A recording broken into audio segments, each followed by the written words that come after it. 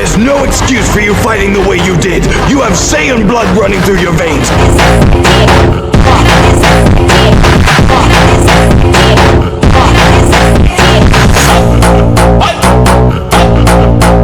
इस एपिसोड के स्टार्टिंग में हम 3 अलग अलग शिप्स को देखते हैं और यहाँ पर इन शिप्स के बारे में मैं तुम्हें काफ़ी इंपॉर्टेंट बात बता देता हूँ। एक शिप के अंदर पूरे 4 सेयन डायनेस्टीज रहती है। यहाँ पर 3 शिप है, मतलब कि 12 सेयन डायनेस्टीज। इस मोड पर ये तीनों ही शिप्स एक लोकेशन को ढूंढ रही है जहाँ पर ये लोग रह सके, और ये लोग जहाँ पर रहेंगे वो जगह ये अपने नाम पर कर लेंगे, मतलब कि वो पूरी जगह इनकी हो जाएगी। इस मोड पर बारडॉक इन शिप्स के बारे में काफ़ी अच्छे से जानता है, और बारडॉक इस मोड पर कितना भी ज़्यादा पावरफुल हो जाए वो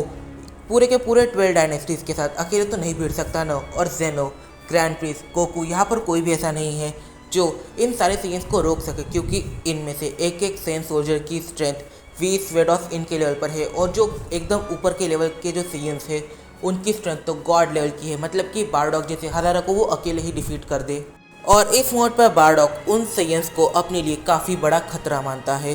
क्योंकि जिस लोकेशन पर जो मल्टीवर्स है वो लोकेशन काफ़ी अच्छा है सेयन्स के लिए, और यहाँ का जो एनवायरनमेंट है वो भी सेयन्स के लिए काफ़ी ज़्यादा सूटेबल है। यहाँ पर जो सेयन्स है वो काफ़ी अच्छे से रह सकते हैं, और बारडॉक इस चीज़ को काफ़ी अच्छे से जानता है कि जो सेयन डायनेस्टीज है वो काफ़ी जल्दी मल्टीवर्स को ढूंढ ही लेगी, और हो सकता है कि अगर उन्हें मल्टीवर्स के बारे में पता चला कि यहाँ पर भी सेयन्स रहते हैं तो वो यहाँ के सेयन्स को अपना गुलाम बना सकते हैं, या फिर इस पूरे मल्टीवर्स को डिस्ट्रॉय कर यहाँ पर अलग चीज़ों को क्रिएट करना स्टार्ट कर सकते हैं। इस मोड पर बारडॉक उन सेयन्स को खतरा मानता था, क्योंकि उन सेयन्स की पावर्स काफ़ी ज़्यादा डिफरेंट है और उनका नेचर भी काफ़ी ज़्यादा एग्रेसिव है। अगर वो लोग यहाँ पर गलती से भी आ जाए तो फिर काफ़ी बड़ी प्रॉब्लम क्रिएट हो सकती है, और अपनी इनसिक्योरिटी की वजह से बारडॉक जितने भी यूनिवर्सेस जिन्होंने इरेज करे थे उन सभी यूनिवर्सेस को वापस लेकर आ जाता है, और हम देखते हैं पूरे 18 यूनिवर्सेस को।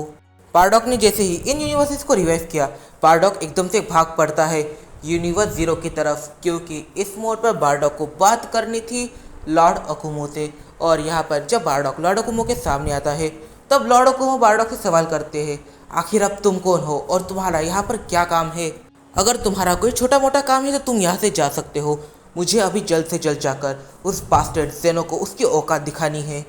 इस मोड पर लॉर्ड अकुमो बारडॉक की बात सुनकर बिल्कुल भी रुकने नहीं वाला था। इसकी वजह से बारडॉक अचानक से लॉर्ड अकुमो को एक लोकेशन पर फ्रीज कर देता है, और वो कहता है कि अभी काफ़ी ज़्यादा सिचुएशन बिगड़ने वाली है। सेयन रन के सेयन काफ़ी ज़्यादा इविल हो चुके हैं और काफ़ी ज़्यादा गुस्से में आ गए हैं। वो एक काफ़ी पीसफुल लोकेशन को देख रहे हैं, और ये पीसफुल लोकेशन हो सकता है फ्यूचर में हमारा मल्टीवर्स हो, और हो सकता है जब सेयन रन के सेयन्स यहाँ पर आ जाए तो फिर वो सिचुएशन को काफ़ी ज़्यादा मिक्सड अप कर दे। और मैं नहीं चाहता कि यहाँ पर काफ़ी कम ही लोग इस लोकेशन को प्रोटेक्ट करने के लिए रहे, तो यहाँ पर मुझे आपकी और आपके सेयन आर्मीज़ की काफ़ी ज़्यादा ज़रूरत है। आपको एक चीज़ माननी पड़ेगी कि हमें यहाँ पर काफ़ी ज़्यादा मेहनत करनी पड़ेगी। आपकी सेयन आर्मीज़ को एंजल्स के लेवल तक पहुँचना पड़ेगा, और हमें प्लैनेट सडाला और प्लैनेट वेजिटा के सेयन्स को भी ट्रेन करना है, और हम यहाँ पर ह्यूमंस और बाकी स्पीशीज़ को नहीं भूल सकते। इस मोड पर मदर ऑफ ऑल एंजल यहाँ पर बारडॉक से सवाल करती है, आखिर तुम हो कौन और तुम किस बारे में बात कर रहे हो?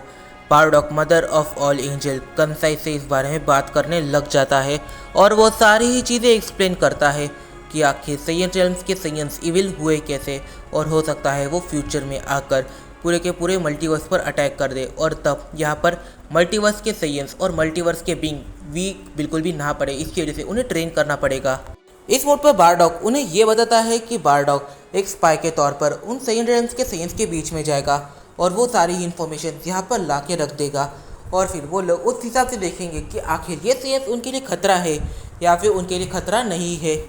फिर बारडॉक जाता है जेनो के पास, और वो जेनो से ये सारी चीज़ें कह देता है, और यहाँ पर जेनो काफ़ी ज़्यादा पैनिक करने लग जाता है। उसने इसके बारे में सोचा ही नहीं था, और यहाँ पर जो जेनो है वो काफ़ी अलग तरीके के डिसीजन लेने लग जाता है जो काफ़ी ज़्यादा स्टूपिड थे। और यहाँ पर जब बारडॉक जेनो को अपना पूरा प्लान बताता है तब जेनो के जान में जान आती है, क्योंकि सेयन रेल्म्स के सेयन्स इतने ज़्यादा पावरफुल है कि वो अपनी चुटकी बजाते ही जेनो जैसे काफ़ी सारे गॉड्स को डिफीट कर सकते हैं। मतलब उनकी स्ट्रेंथ किस लेवल पर होगी तुम इमेजिन भी नहीं कर सकते। फिर बारडॉक अपने फैमिली के पास जाता है और उन्हें चीज़ें एक्सप्लेन करने लग जाता है। यहाँ पर गोकू और रेडिट्स ये दोनों ही ये सारी चीज़ें सुनकर काफ़ी ज़्यादा शॉक होते हैं कि मल्टीवर्स के बाहर भी सयंस एग्जिस्ट करते थे, उनके दिमाग में काफ़ी सारे सवाल आने लग गए, आखिर ये सब कैसे हुआ और ये पॉसिबल भी है। और यहाँ पर पैराडॉक्स जब ये कहता है कि वो उन सयंस के साथ जाकर मिक्स हो जाएगा और वो सारी इन्फॉर्मेशन इन्हें लाकर देता रहेगा, पर हाँ, जब इन्फॉर्मेशन आएगी तब इन्हें इन इन्फॉर्मेशन के बारे में सोचना है और उस हिसाब से ट्रेन करना है।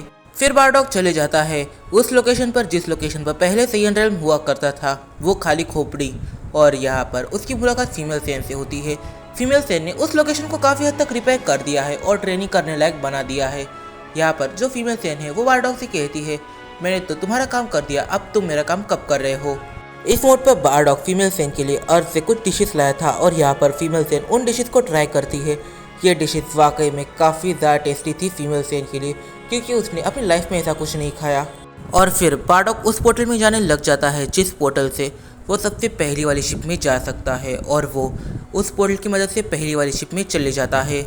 इस मोड पर बारडॉग चुपके से उन सारे सयंस के अंदर मिक्स हो जाता है, क्योंकि बारडॉग भी एक सयन है और वो इनकी दुखती रक्त जानता है, और उनके अंदर मिक्स होने बारडॉग को कुछ ज़्यादा टाइम नहीं लगता। पर बारडॉग को यहाँ पर काफ़ी ज़्यादा इंपॉर्टेंट इन्फॉर्मेशन मिल जाती है। वो इन्फॉर्मेशन ये है कि जो पूरी ही 3 सयन शिप्स है, वो तीनों ही सयन शिप्स आपस में एक दिन मर्ज होने वाली है, क्योंकि सारे सयंस ने एक काफ़ी अच्छी लोकेशन को देख लिया है और उस लोकेशन को हथियाने के लिए इन सारी ही डायनेस्टीज़ ने अपना हाथ मिला लिया है और ये वापस से एक हो गए हैं, और ये इन तीनों ही शिप्स को मर्ज कर देंगे ताकि ये बड़ी शिप बन सके और इनकी सोल्जर की संख्या ज़्यादा हो सके और ये काफ़ी अच्छे से ट्रेन भी कर सके। और यहाँ पर ये सारे ही 12 सयन डायनेस्टीज़ मिलकर उस एक लोकेशन पर टूट पड़ने वाली है, और बारडॉग इशारा समझ जाता है। फिर जब बारडॉग को यहाँ पर कुछ दिन बीत जाते हैं, तब बारडॉग को ये भी पता चलता है कि जो सारी ही सयन डायनेस्टीज़ है उन्हें पूरी तरीके से मिक्स होने में कम से कम 6 महीने तो लग ही जाएंगे,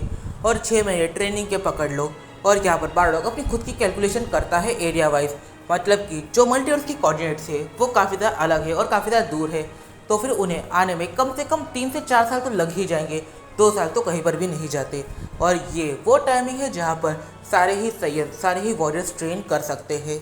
तो इस वीडियो में काफ़ी सारे सवाल निकल के आते हैं। सबसे पहले सवाल तो यहाँ पर ये निकल के आता है, यहाँ पर जो सयन रेल्म के सयन थे वो अगर मल्टीवर्स पर अटैक कर दे तो फिर आखिर वो अटैक कितना डेडली हो सकता है, और उस अटैक को काउंटर करने के लिए सयंस क्या कर सकते हैं। यहाँ पर जो